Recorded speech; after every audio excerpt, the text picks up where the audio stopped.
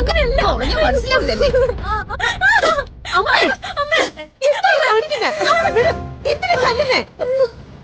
എല്ലാത്തിനും വളം വെച്ച് കൊടുക്കുന്ന നീയല്ലേ? പ്രിയപ്പെട്ട അമ്മ ഒരു കാര്യം ചെയ്യും, മോളെ അണിയിച്ചൊരുക്കി കണിമന്ദിരത്ത് കൊണ്ടുവന്ന് ആക്കും. എന്നിട്ട് അനിയത്തിയും ചേച്ചിയും കൂടി ഒരാളുടെ കൂടെ തന്നെ അങ്ങ് പോരട്ടെ. എന്തൊക്കെ വൃത്തികേടാ അമ്മയെ വിളിച്ച് പറയുന്നേ? വൃത്തികേട് ചെയ്തത് ഇവളാണി. ഇവളിപ്പോ പ്രിയങ്കയെ വിളിച്ചിരുന്നു. എന്തിനാന്നറിയോ? വരുണിന്റെ വിശേഷങ്ങൾ അന്വേഷിക്കാൻ. ഇവിടുന്നലെ രാത്രി വരുണിനെ സ്വപ്നം കണ്ടു. അമ്മ, വരുൺ എന്തോ ആപത്ത് സംഭവിച്ചിരിക്കാൻ ഞാൻ സ്വപ്നം കണ്ടു.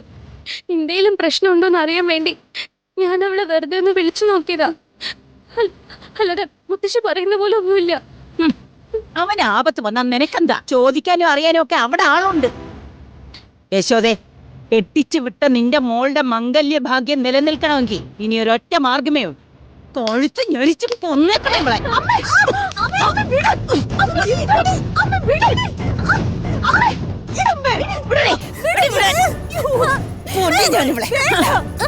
നിക്കെന്റെ പ്രിയങ്ക മോളുടെ ജീവിതം വഴി വരുന്നത് അല്ലാതെ തൊണ്ടയും തള്ളയില്ലാത്ത ഇവളുടെ ജീവിതം അല്ല. ഇങ്ങോട്ട് മോളെ നിക്ക ശോധയുണ്ട്. മാറി നിക്ക ശോധ.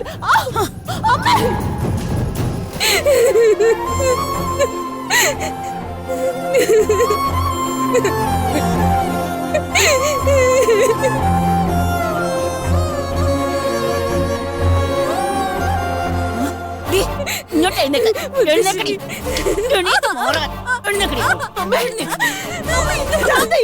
അതേടി, എനിക്ക് ഭ്രാന്ത.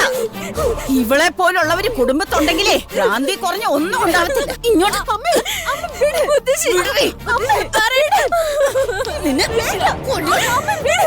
ജീവിച്ചിരിക്കണ്ട.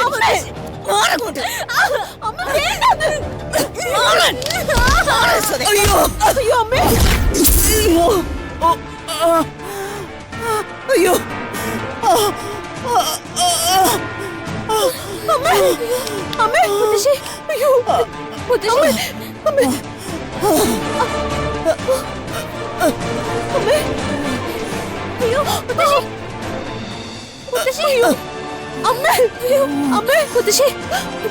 കണ്ണു തുറക്ക.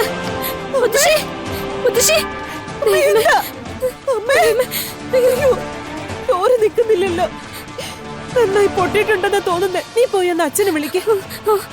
അമ്മേ, അമ്മേ, അമ്മേ, അമ്മേ, കണ്ണു തുറക്ക്. അമ്മേ,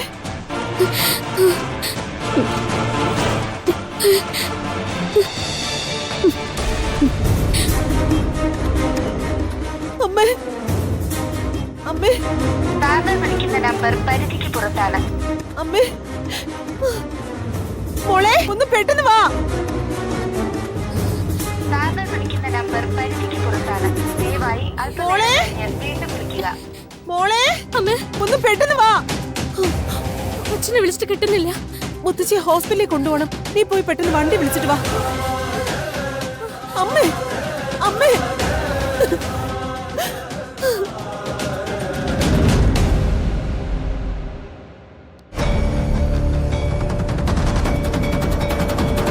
ചെറിയച്ഛന്റെ തീരുമാനം എന്താ? അച്ഛൻ ഐസിയുല. വരുണിന്റെ കാര്യമാണെങ്കിൽ ഇനി പ്രതീക്ഷിക്കുകയും വേണ്ട. സ്വാഭാവികമായിട്ടാണെങ്കിൽ കുടുംബത്തിലെ അടുത്ത കാരണവര് ചെറിയച്ഛനാണല്ലോ. വിചാരിക്കുന്ന പോലെ എല്ലാം നടന്നാൽ കണിമംഗലൂരി എന്റെ കയ്യില. ചെറിയച്ഛൻ അങ്ങനെ ഒരു സ്ഥാനം ഏറ്റെടുക്കുന്നതിലും എനിക്ക് ഒരു എതിർപ്പുമില്ല. പക്ഷേ അങ്ങനെ ആവില്ല പ്രിയങ്കയുടെ നിലപാട്. അവൾക്ക് എന്ത് നിലപാട്? പെരുങ്കള്ളിയല്ലേ. ആഭരണങ്ങൾ എടുത്ത് ഇവിടെ നിന്ന് ഓടിപ്പോകാൻ തീരുമാനിച്ചവളല്ലേ. അത് നമുക്കെല്ലാവർക്കും അറിയാം. പക്ഷേ അത് അവളുടെ വീട്ടുകാർക്ക് അറിയില്ലല്ലോ. കണിമംഗലം തറവാടിന്റെ വീര്യം ചെറിയച്ഛൻ കാണിക്കേണ്ടത് ഇപ്പോഴാ. ഇപ്പൊ ഈ കുടുംബം നിൽക്കുന്ന അവസ്ഥയില് മറ്റൊന്നും ശ്രദ്ധിക്കാൻ ആർക്കും സമയം കിട്ടില്ല. അവളുടെ അച്ഛനെ വിളിച്ചു വരുത്തി അവള് ചെയ്ത കാര്യങ്ങള് കൃത്യമായിട്ട് അയാളെ ബോധ്യപ്പെടുത്തണം.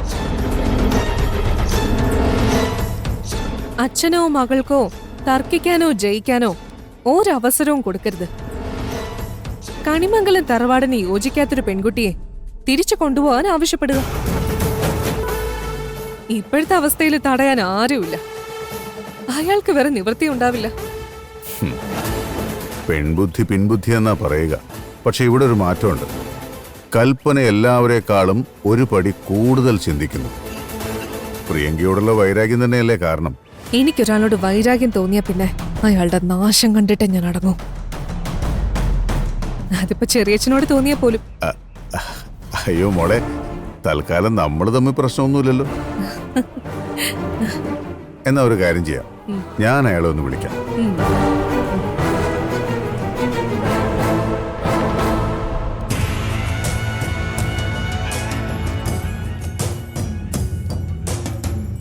നമസ്കാരം തിരുമേനി. നമസ്കാരം.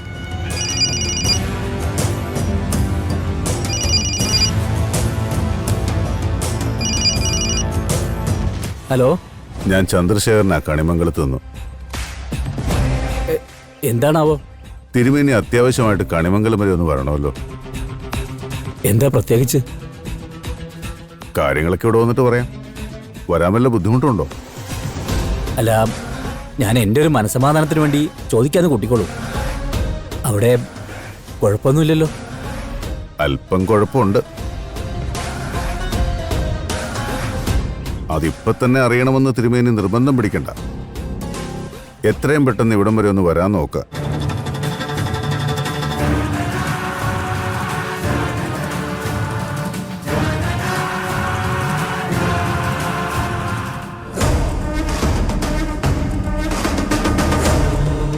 ഈശ്വര, എന്താണാവോ?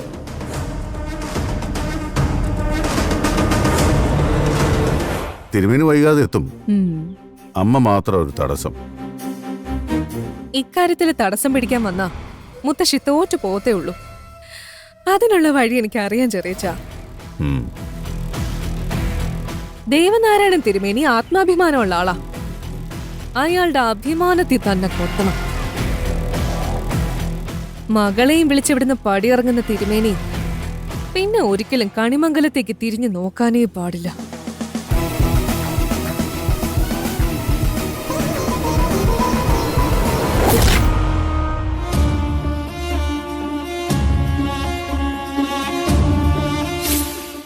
എന്തു പറ്റിയതാ? ഒന്ന് വീണതാ, തലയിടിച്ചു. എവിടെയാ തട്ടിയത്? ആ വാതിലിന്റെ പടിയില. പ്രഷറിന്റെ ഗുളികയോ മറ്റോ കഴിക്കുന്നുണ്ടോ? ഉണ്ട്. എന്തെങ്കിലും മയക്കം തോന്നിയിട്ട് വീഴുകയോ മറ്റോ ചെയ്തതാണോ? അല്ല, മുത്തശ്ശി സംസാരിച്ചുകൊണ്ടിരിക്കുന്നതിനിടയിൽ പെട്ടെന്ന് കാല് തെറ്റി വീണതാ. ശരീരത്തിൽ വേറെ മുറിവോ വേദനയോ എന്തെങ്കിലും? ഏയ് ഇല്ല. തൽക്കാലം മുറിവ് ഡ്രസ് ചെയ്യാം. ഒരു ഇഞ്ചക്ഷൻ എടുക്കണം. ഇഞ്ചക്ഷൻ എടുത്തു കഴിഞ്ഞ് ഒരു 10-15 മിനിറ്റ് കഴിഞ്ഞ് പോയാൽ മതി. സിസ്റ്റർ, ആ മുറിവ് ഡ്രസ് ചെയ്തോ? ശരി.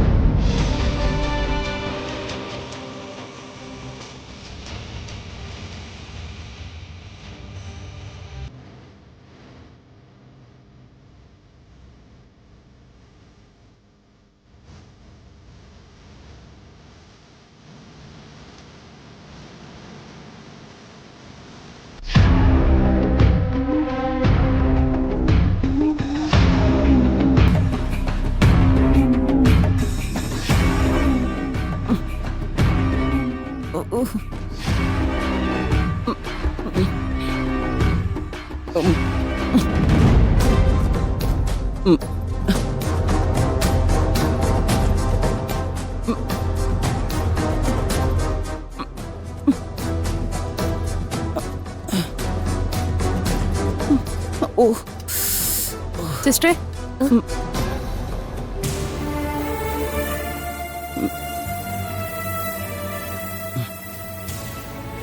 താഴെ റിസപ്ഷനിൽ പോയി ഒപ്പി എടുക്കണം. ഞാൻ പോയി എടുത്തിട്ട് വരാം. ദേവേട്ടനെ ഇതുവരെ വിളിച്ചിട്ട് കിട്ടിയില്ലല്ലോ അമ്മേ.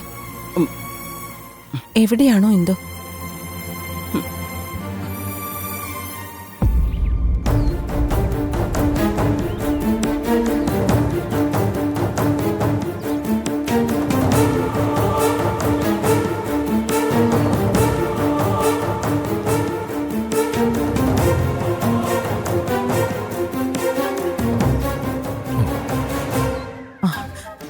വരൂ തിരുമേനി.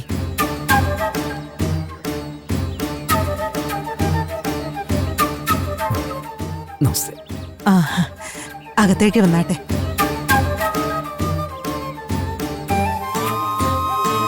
ഇരിക്കെ തിരുമേനി, ഓ ഇരിക്കെ. തിരുമേനി എങ്ങനെ അറിഞ്ഞു? എന്നെ ചന്ദ്രശേഖരൻ വിളിച്ചു. എന്താ ഉണ്ടായത്?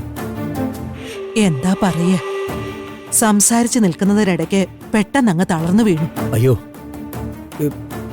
എന്നിട്ട് ഹോസ്പിറ്റലിൽ കാണിച്ചില്ലേ?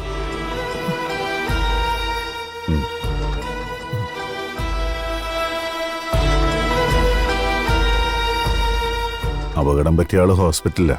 പക്ഷേ അതിന്റെ കാരണക്കാരിയായ തിരുമേനിയുടെ മകൾ ഇവിടെ തന്നെയുണ്ട്.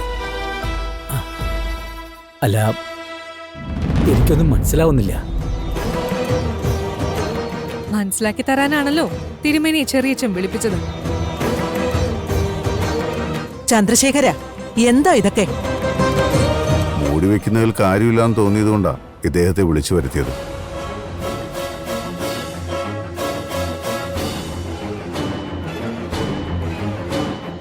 കാര്യം എന്താണെന്ന് ആരെങ്കിലും ഒന്ന് പറയാ.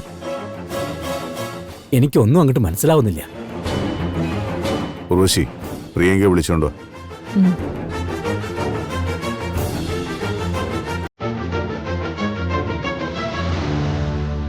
ഇന്നലെ രാത്രി ഇവിടെ ഒരു സംഭവം ഉണ്ടായി.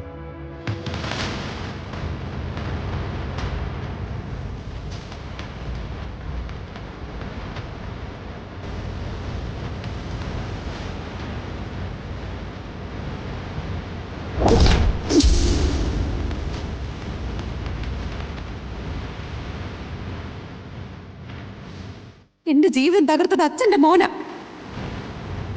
എന്റെ സ്വപ്നങ്ങൾ ഇല്ലാതാക്കിയത് അച്ഛന്റെ മോന.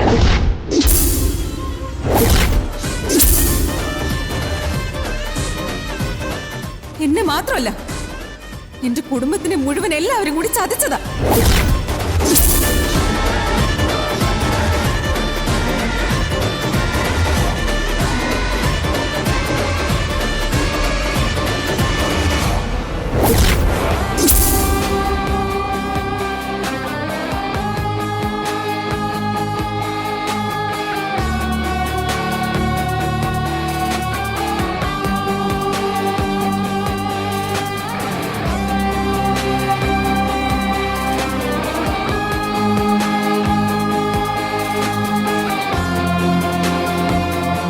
എന്താ മോളെ ഈ കേൾക്കുന്നത്? ഇവരീ പറയുന്നൊക്കെ സത്യമാണോ? പറഞ്ഞു കൊടുക്കടി അങ്ങോട്ട്. അതിശയിക്കാനൊന്നുമില്ല. ഇവിടുത്തെ സമ്പത്തും സൗകര്യങ്ങളും ഒക്കെ കണ്ടപ്പോ തിരുമേനിയുടെ മകൾക്ക് പിടിച്ചു നിൽക്കാൻ പറ്റിയില്ല. കിട്ടിയ അവസരം അങ്ങ് മുതലാക്കി. തിരുമേനി, വരുൺ വന്നൊന്ന് ചോദിച്ചിട്ടാവാമെന്ന് കരുതിയ നിങ്ങളെ വിളിക്കാതിരുന്നത്.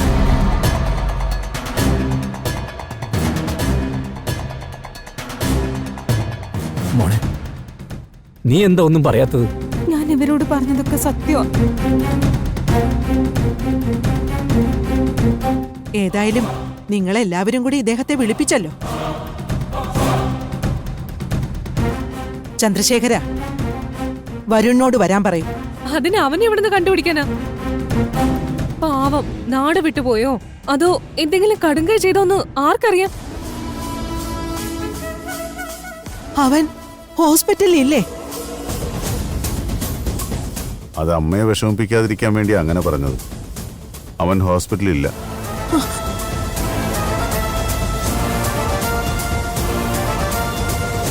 കടൽക്കരയിൽ വെച്ച് വരുണിനെ കാണാതായി. അവന്റെ മൊബൈലും ചെരുപ്പും ഒക്കെ ബിജുവിന് കടപ്പുറത്തുനിന്ന് കിട്ടി.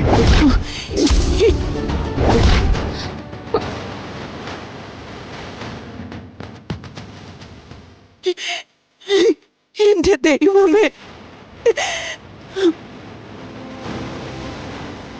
ഇത്ര നേരം പോലീസുകാർ അന്വേഷിച്ചിട്ടും അവനെ കണ്ടു കിട്ടിയിട്ടില്ല. അയ്യോ,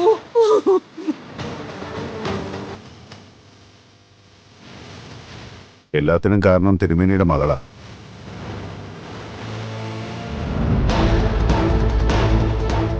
ഏട്ടൻ ഹോസ്പിറ്റലിൽ നിന്ന് തിരിച്ചെത്തുകയും വരുണിനെ കണ്ടുപിടിക്കുകയും വേണം. എന്നിട്ട് പ്രിയങ്കയുടെ കാര്യത്തിൽ എന്ത് വേണമെന്ന് അവര് തീരുമാനിക്കട്ടെ. അതുവരെ ഞങ്ങൾക്ക് ഈ ഭാരം ചുമക്കാൻ വയ്യ. വിളിച്ചോണ്ട് വയ്ക്കോ. കൽപ്പനെ, മുത്തശ്ശിക്ക് ഇപ്പൊ ഏതാ വലിയ കാര്യം? അച്ഛനെക്കാളും വരുണിനെക്കാളും പ്രിയപ്പെട്ടതാണോ ഇവള്?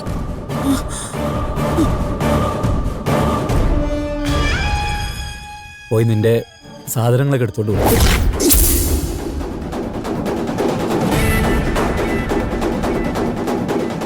പറഞ്ഞത് കേട്ടില്ലേ?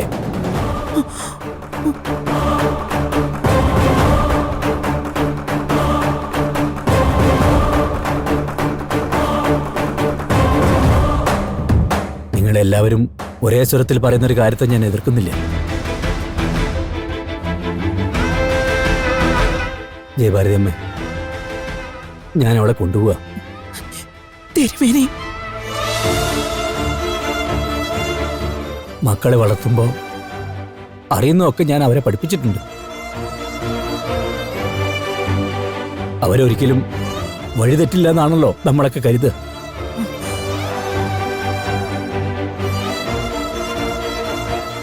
എല്ലാവരും വരട്ടെ. അതിനുവേണ്ടി ഞാനും എൻ്റെ കുടുംബവും പ്രാർത്ഥിക്കാം. തൽക്കാലം ഞാൻ ഇവളെയും കൂട്ടി ഇറങ്ങുക. എന്റെ മര്യാദ ഞാൻ കാണിച്ചെന്നേ ഉള്ളൂ. ഇവള് പറയുന്നത് കള്ളമാണെന്ന് വരുണനോട് പറഞ്ഞ പിന്നൊരിക്കലും എന്റെ മകൾ കടിമംഗലത്തേക്ക് തിരിച്ചു വരില്ലേ? വാ.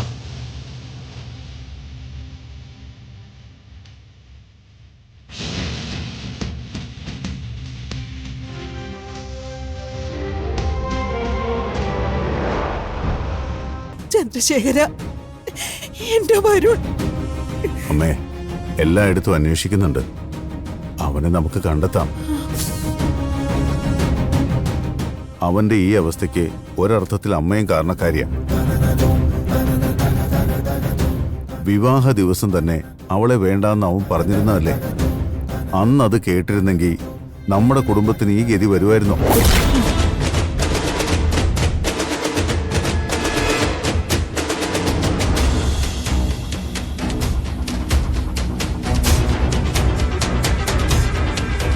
ആ, എന്തായാലും പോയത് പോയി. ഇനി അവൾ എന്തായാലും ഇങ്ങോട്ട് തിരിച്ചു വിളിക്കണ്ട.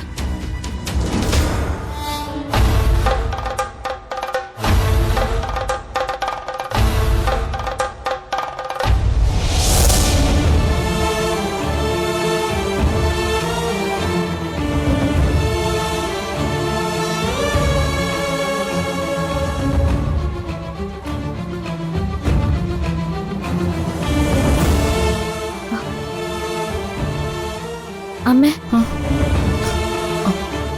അമ്മ എന്താ ഇവിടെ ഇരിക്കുന്നത്? ഇവിടെ ആരെങ്കിലും ഉണ്ടോ? അച്ഛനെ ഇവിടെ അഡ്മിറ്റ് ചെയ്തിട്ടുണ്ട്. പെട്ടെന്നൊരു നെഞ്ചുവേദനയും തളർച്ചയും വന്നു. അയ്യോ, എന്നിട്ട് ആരോടെ വിളിച്ചു പറഞ്ഞില്ലല്ലോ? ഇപ്പൊ എങ്ങനെയുണ്ട്?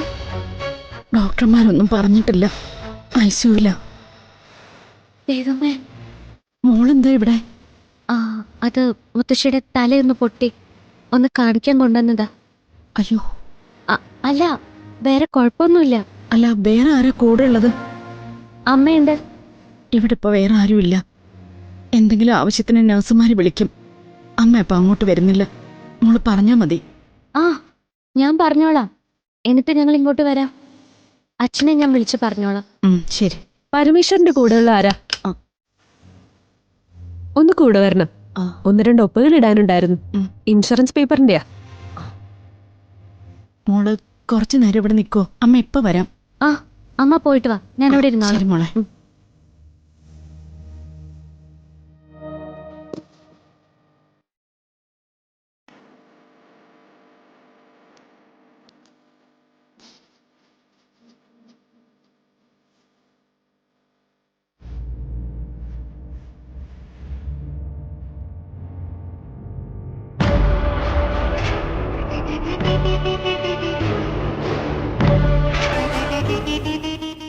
ചന്ദ്രശേഖര, എല്ലാവരെയും വിളിച്ച് കാര്യങ്ങൾ ഏൽപ്പിക്കുന്നുണ്ടെന്ന് നീ പറയാതെ ഈ നേരമായിട്ടും വരുണിനെ കുറിച്ച് ഒരു വിവരവും കിട്ടിയില്ലല്ലോ. നാട് നീളെ അവർ അന്വേഷിച്ചുകൊണ്ടിരിക്കാമേ. പിന്നെ അവന്റെ കാര്യമായതുകൊണ്ട് പറയാനും പറ്റില്ല. ആ, ഇടയ്ക്കിടയ്ക്ക് ഇതുപോലൊരു പോക്കുള്ളതാണല്ലോ. അത് ശരിയാമേ. എത്രയോ ദിവസം വരുൺ പോയിട്ട് നമ്മൾ കാത്തിരുന്നിട്ടുണ്ട്. 2-3 ദിവസം കഴിഞ്ഞ് തിരിച്ചു വന്നിട്ടില്ലേ? അതും പറഞ്ഞ് ആശ്വസിക്കാൻ എനിക്ക് കഴിയില്ല.